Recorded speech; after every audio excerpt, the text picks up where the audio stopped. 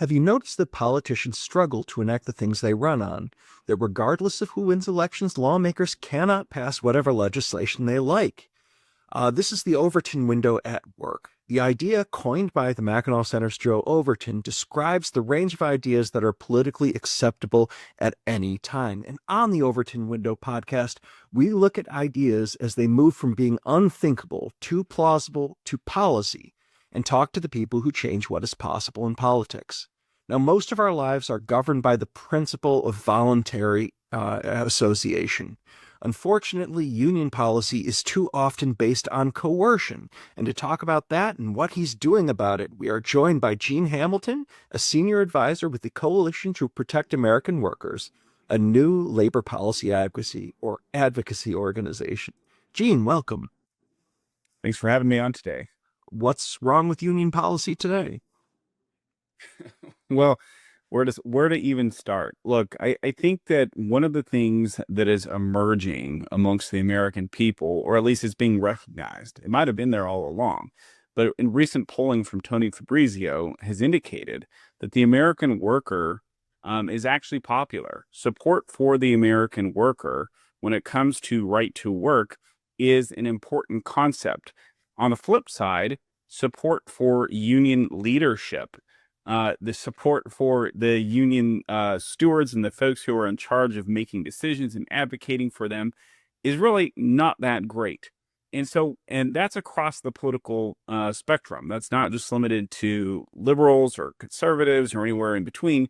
What we're talking about is a widespread recognition that workers matter, workers' wages matter, people want Americans to have a better quality of life. But there must be something wrong. Something seems off in terms of what's been happening over the course of history to lead us to the point where we are today. What do you think went wrong? Well, I think that there's a lot of things that we could point to. And one of the most, if we could talk about coercion, we can talk about coercive methods of trying to get workers to join unions or to game the system, to do things other than use secret ballots to decide whether or not somebody wants to be a member of a union. So there's a lot of kind of coercive games and mechanics, a lot of things that have been done at the federal executive branch level at the NLRB in the last administration, which of course isn't anything necessarily new, the shenanigans that they've been trying to play. But what happened over the last 4 years was really something fairly egregious.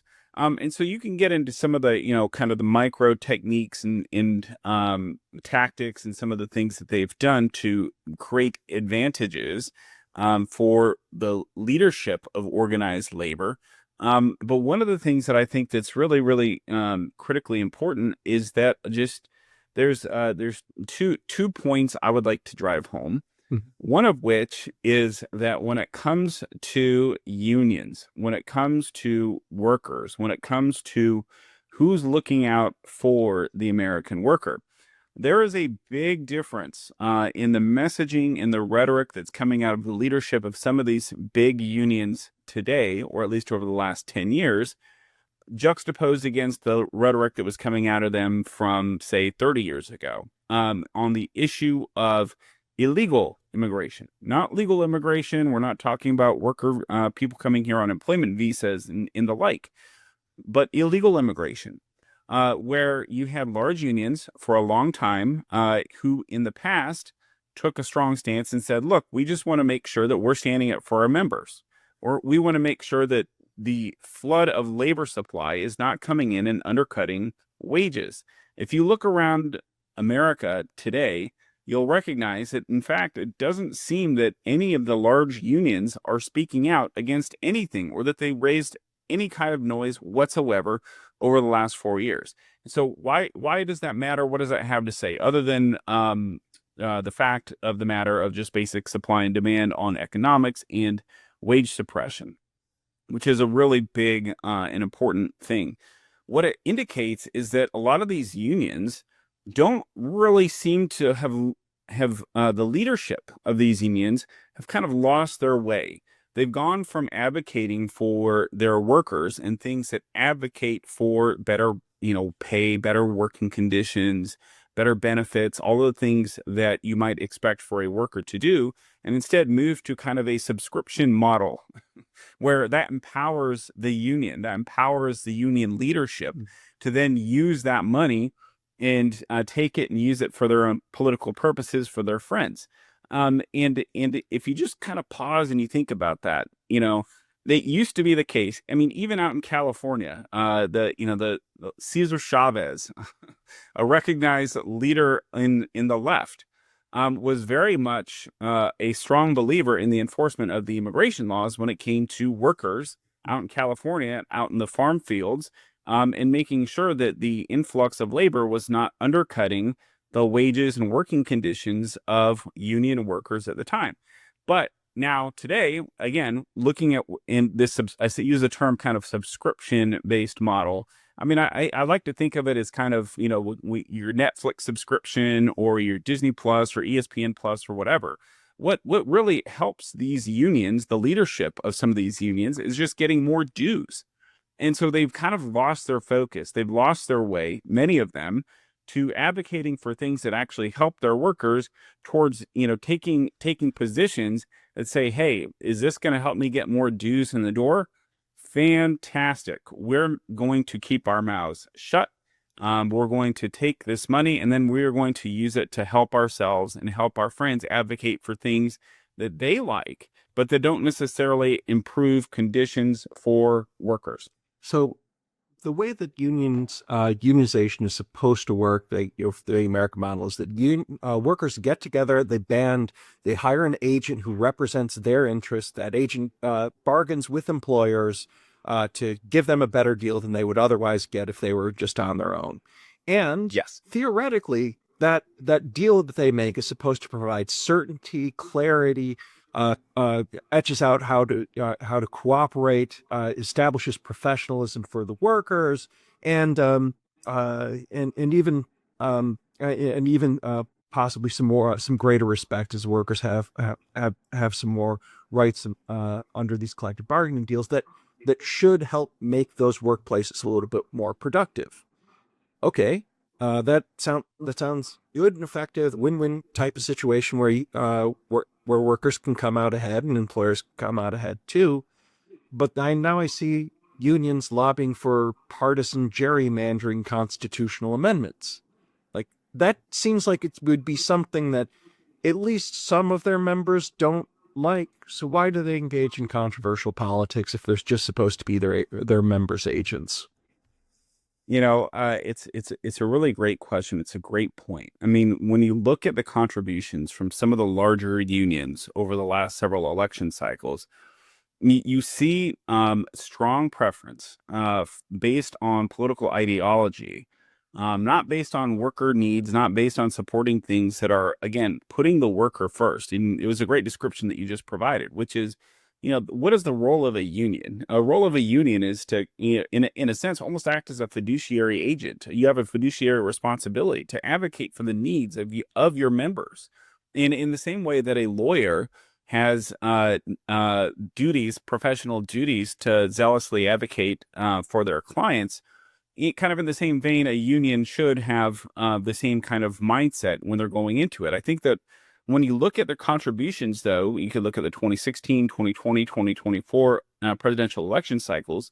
At least two of the major unions out there gave over 99% of their political contributions to the Democratic candidate for the president. And it's that's unlikely one example. that 99% of their members were supporting that candidate. Exactly. So that's the thing. It's like, look, there's probably people who did support that candidate, and there's a lot of people who didn't. And so what should you do as a union leader in that type of a situation? Well, you think you would at least have more balanced contributions, or instead, maybe you wouldn't make contributions at all. But instead, they are just rallying behind this kind of their allies. This really interesting dynamic for folks who spend any time around DC to understand kind of institutional capture, the way that things happen, the way that people make friends, And instead, it appears that in many cases, what is in fact happening is leaders of some of these unions are then advocating for things that benefit their political preferences, their political allies, who are trying to help do each other favors. And so they're supporting causes and positions and policies and laws and all kinds of things that the members either, number one, don't care about. Mm. To be clear, many people, many union members do not care about some of these things that their leaders are spouting off on. But secondly, that there's probably very mixed opinions about these issues. And so what they should be instead doing is trying to use their time and energy. Again, every human being, I don't care what area of the world you spend your time in, how you spend your day, everyone is limited by the clock. There's 24 hours in a day. Part of that day you're going to spend sleeping. Part of that day you're going to spend eating. Part of that day you're going to be spent getting ready from one thing to the other. And you have to you only have so many hours in the day to move the ball forward for whatever you're supposed to be doing. And so when you have somebody like some of this union leadership that's doing things on the side that do not, in fact, directly benefit or enhance or help the members, the workers, the American workers who do need, obviously everyone wants better pay. Everyone wants better working conditions, but they're in fact adopting these kind of radical positions and doing things that are undercutting their workforce.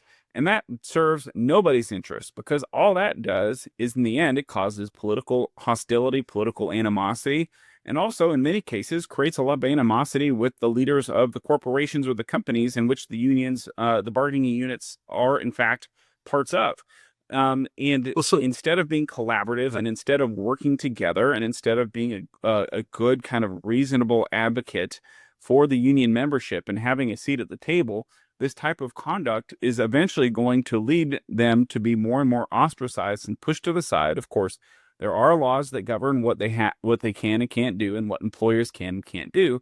But you ultimately would think that a good union that advocates for workers, that advocates for better pay, and that has a seat at the table would want to do those things and wouldn't go off and chase and spend all of the money out of their membership's pockets. Now, again, that's another key point that I think everyone should understand at this point is that it's not as though these unions are necessarily out there providing their own goods and services, and they're bringing in their own money on the side. These are dues coming from the members themselves. And so again, you have a fiduciary responsibility. You have some kind of responsibility to be accountable to people when you're taking money out of their paychecks to use it to enhance the conditions and the benefits for those workers. I want to dig in on this a little bit, because it does seem like the model of unionization is not working the way that it's supposed to. How did it get to the point where unions tell their members what to believe instead of representing what their members believe? I think that there's we can trace back different moments over history, right? I mean, the NLRA, The National Labor the Relations Act, National which Labor governs Relations private Act, sector unions. Yes, sorry. right? Yeah, I mean, we're going back nearly 100 years, Mhm. 90 years ago. This thing was initially passed. There's been iterations and kind of evolving norms that have ebbed and flowed as American society, as the American workforce has changed from the early 1900s into where it is today in the year 2025. And what's interesting to note about that is that not some of it was traceable, I think is fair to say, is traceable to actual shifts and changes in the actual American workforce, from a more kind of folks working in warehouses and manufacturing things, to a type of a workforce where a lot more people are in service industry jobs and other things. And so there have been some dynamics that have been, I would say, influenced by actual real changes in the American workforce and in the American economy. but a lot of it is just driven by political dynamics and political control and ideology. And certainly that was the case over the last 4 years and under the Biden administration with the NLRB, with different changes that were made there. And again, what does this have to do with anything? You have people, partisan actors, really. I mean, that's the best way to describe them. Partisan actors who are trying to work under the confines of, within the bounds of existing law, trying to say that some plain black letter law says something that it doesn't, try to twist and turn little procedural mechanisms to tap into the workforce, to get their bargaining recognized, to file unfair labor practices without any basis in fact or law, and just generate a lot of work. They raise a lot of hubbub. They cause a lot of problems because, in fact, what it has been creating is more political power and political leverage for the leaders of the unions and not for the members. And so, look, I don't know that there's anything that's necessarily traceable to any one particular impetus or one particular organized event, other than to say that there's a culmination of practices over the last 90 years, culmination of different changes throughout society. And ultimately, with a lot of these organizations, it's once you make political allies, at least historical political allies, with people with kind of, I would say, more extreme agendas, then once you become friends with them, they're going to expect you to continue to carry out those kind of extreme agendas. And instead, what you're seeing now today, I hope, and I think the polling I described earlier seems to indicate some of this, is a little bit more bipartisan recognition that looking out for American workers is good. And you have this new package of bills that was just introduced by the Senate Help majority, that recognizes that protecting American workers is actually a good thing to do. There are structural changes that can be made. There are adjustments that can be made to existing law to ensure that as we head into this, 21st century, with the advent of things like AI and robotics, in a changing economy and all kinds of things, that labor law is set up in such a way to ensure that the people who are benefiting from labor protections, the people who are benefiting from the structure, are in fact the American workers, who then have an actual choice. They're not coerced into anything. They're not misled by one side or the other. They're in fact put at the center point of the workforce, and they can make decisions based on the facts that are presented to them from union leadership, from the employer. They can decide in secret, confidentially, like we do on election day. In political elections, they can decide whether or not they want to be members of a bargaining unit, whether they want to form, whether they actually even want union representation, whether we're going to talk just about a portion of a workforce or all of the workforce. There's a lot of kind of, I think, structural changes that can be made that seem to be recognized in this recent legislation from the Senate Help Committee that could be advantageous to producing the kind of world that we want. I haven't had time in the last 24 hours to pour over every single line, but what I see in them at the kind of high level is promising. And so in the interim, what else do we need to do in the year 2025? Well, we certainly need to get appointees confirmed to the NLRB so they can have a quorum, so they can continue to actually. Do they not have a quorum though?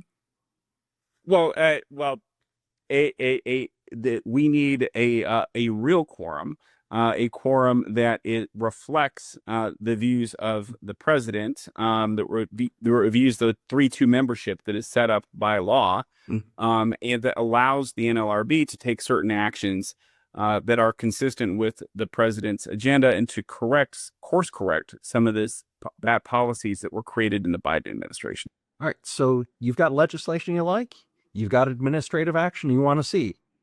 What are you doing about this issue? So I think that one of the main things that we are doing is educating. We are trying to educate. We're new on the scene, fairly new. We are trying to educate people to understand that the American worker is supported by conservatives, by the Republican Party. And you can see that here in this legislation, from this legislation that's been advanced by the Senate Help Committee. But not enough people understand the issues. Not enough people understand kind of what's been happening, what's at stake, and what's coming ahead.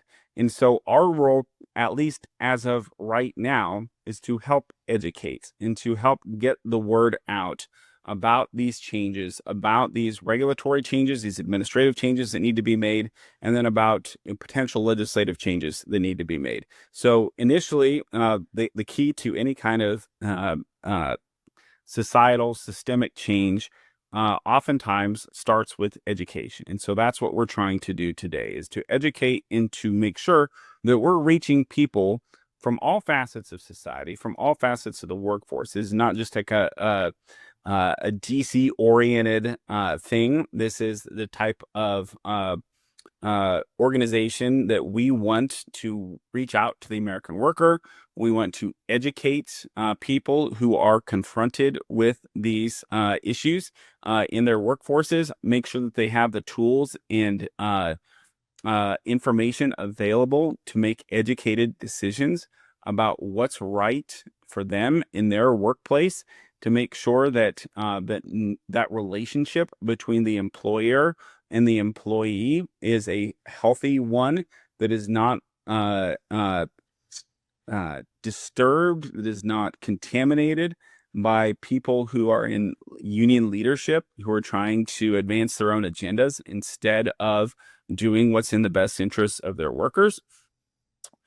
And really recognizing and reaffirming that the Republican Party and conservatives kind of across the board are the party of the worker, of the working American, in making sure that labor law, in making sure that labor policies reflect this understanding that it's not going to be an area that's dominated solely by liberal ideologues who want to advance a certain cause because it's politically expedient, and it gives them more money from union member dues to advance radical causes, radical legislation, radical policies.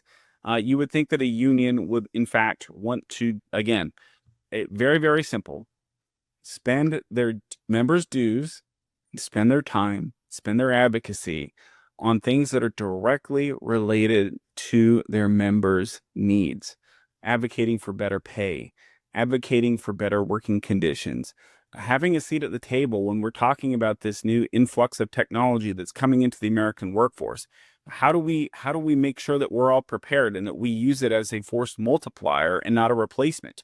How can we make sure that we use modern tools and technology, AI, robotics, all these things, to make the American worker more productive, to have a larger economy, to make things even better for everybody? But one thing that we can be sure that we will not have going forward is a seat at the table if employers are completely pushed off to the side.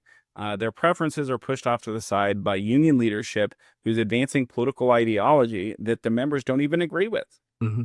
So you're trying to educate voters, educate the American public, get your message out there. You're not a media company, though. How is the Coalition to Protect American Workers going to get its message out? Yeah, so it's going to be more and more media interviews, podcast appearances, newsletters. So this letters to the editor. Strategy. Yes. Yeah. So it's really one of these, just like you would do with any kind of campaign, is working on educating policy makers, policy folks on the Hill, the American workers across the board, getting the message out there and spreading it wherever you can through as many different fora as you can to ensure that people understand the stakes. I mean, again, this is an area where there are a lot of entrenched feelings. There's been a lot of people doing good and work. interest. I'm sorry? A lot of entrenched feelings and entrenched interests. Yes, exactly. as we've talked There's a lot of about already. a lot of great organizations like yours that have been doing a lot of good work in this space for years and years and years to educate people and to highlight some of these emerging issues. And it's really to help complement the good work that is already being done, and to take it to another level, to just to keep the conversation going and to reach more and more people, so that every American, every employer, every employee understands the stakes that are in front of us as a country in the year 2025. You mentioned that you guys have worked with an agency to do some polling on this issue. What does that do for you? How does that help you out?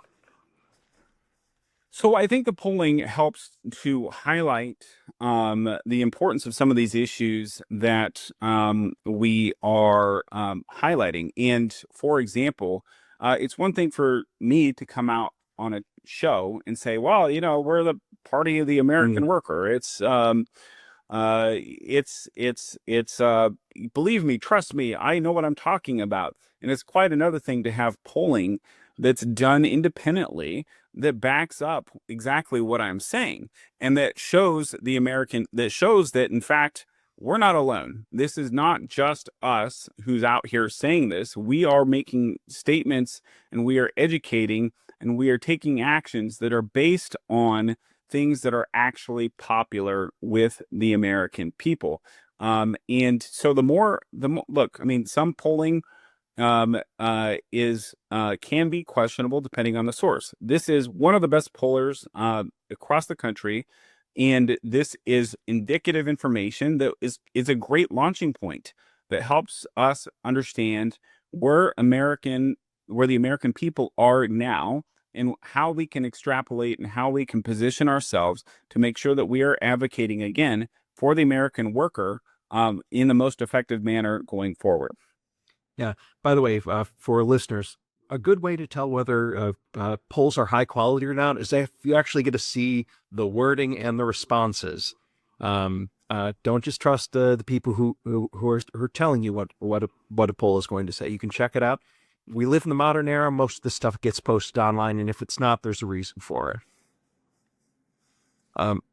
So I assume polls are also going to help you with the legislative or administrative action that you want to see, which is to go.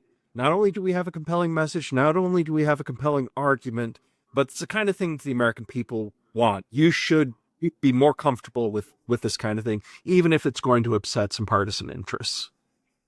Absolutely. No, well said. Very well said.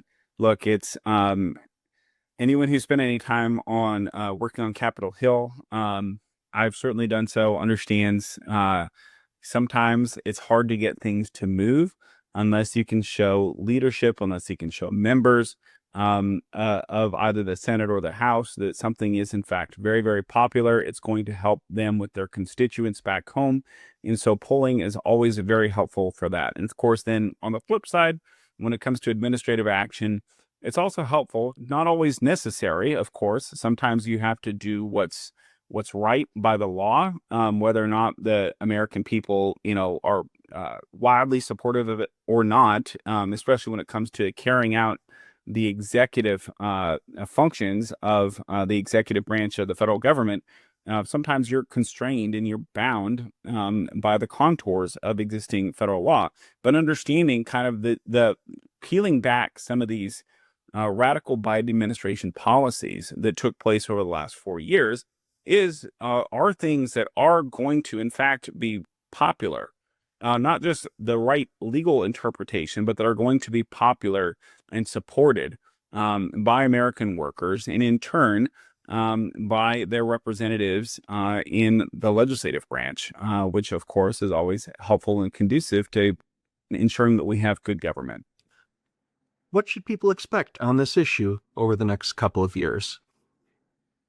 I think that we're going to see, we'll see how things change with this particular legislation. We will see what administrative changes are going to be able to be made by President Trump's appointees on the NLRB. Hopefully, we see more protections put in place for American workers. We see more transparency provided for American workers in terms of the operations of unions, in terms of understanding where their dues are being spent, what causes their hard-earned money are going to advance, ensuring that there is fair and balanced information presented in all circumstances so that the American worker is put and able to make an educated decision. So from there, I think you'll see a lot of things potentially start to shift and change. Of course, you're going to see a lot of if things work in the direction that supports the American worker, you're going to see a lot of um, gnashing of teeth and wailing and agitation from people who have been benefiting from the system over the last couple of decades here. And the people who are benefiting from it, again, are not the members of the union. They have been the union leaders and their political allies who benefit from being able to take these dues and use them for whatever causes that they want. But I think that especially as we see the intersection coming here with the advances, as I mentioned, with AI and robotics, and we see a changing dynamic in the American economy. What with obviously people you talk about the gig economy and what the workforce looks like in the future. We don't know today what the workforce is going to look like in 10 years. We can make predictions. We have pretty good ideas, but ensuring that at the heart, at the center of anything, whatever comes next, whatever lies ahead, lies the best interests of the American worker when it comes to labor unions in labor law. Not look, there's always going to be some natural tension between employers and employees. That's normal, that's healthy, and it's completely and totally fine. But And ensuring it's what we that want our labor law to help accomplish, so that we can get to an agreement that's that works for both sides. that works for both sides, exactly. Yeah. All right, G. Good luck on your attempts to shift the Overton window. Thank you very much for having me on.